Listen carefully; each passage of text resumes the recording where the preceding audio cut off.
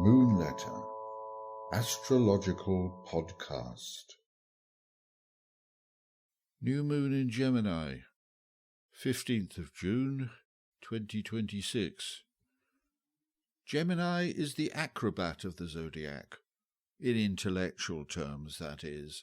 It loves discussion and the bouncing around of ideas, revelling in theories and counter-theories. The image of this sign is the twins. Twins share a womb. Their existence is about sharing.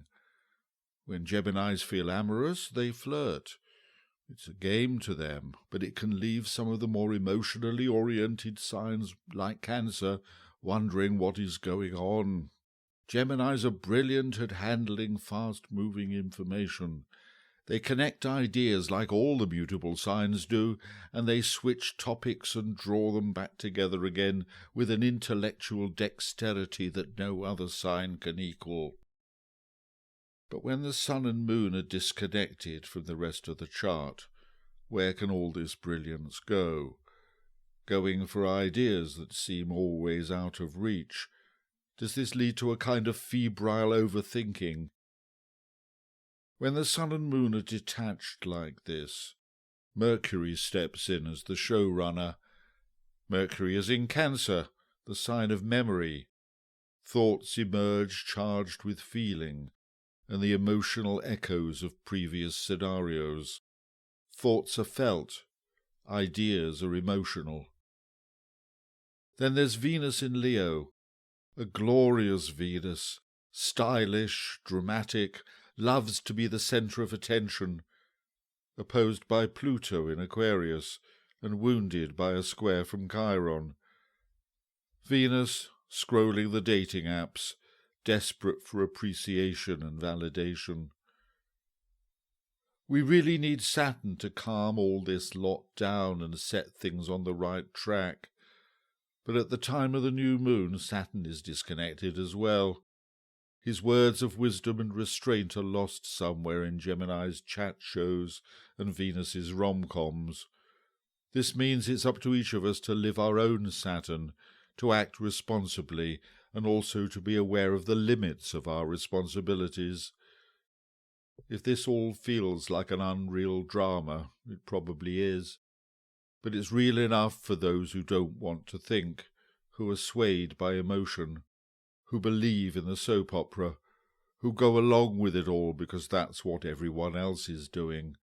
That's not you, of course, because you're listening to this, but for many others you may know who are less grounded and less aware, and for people in general.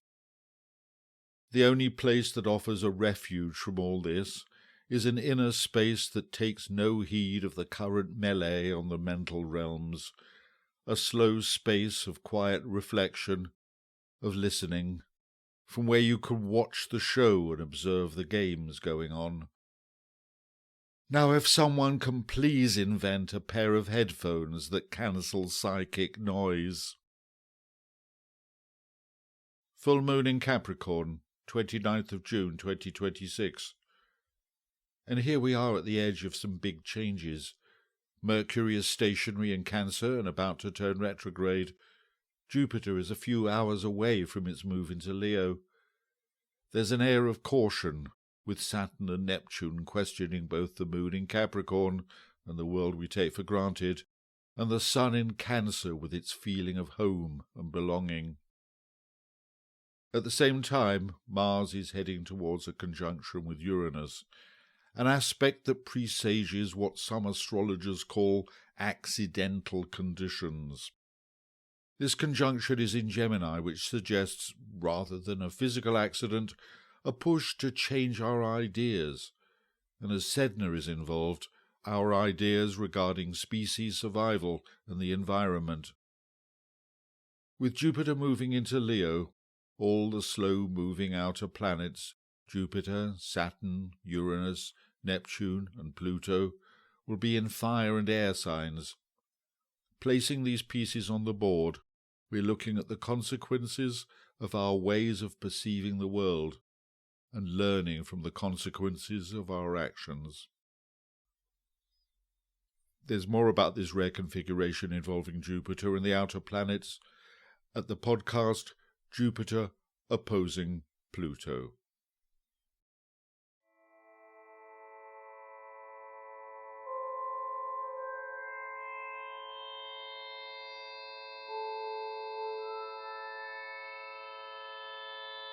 And for more astrological and spiritual musings, check out moonletter.co.uk.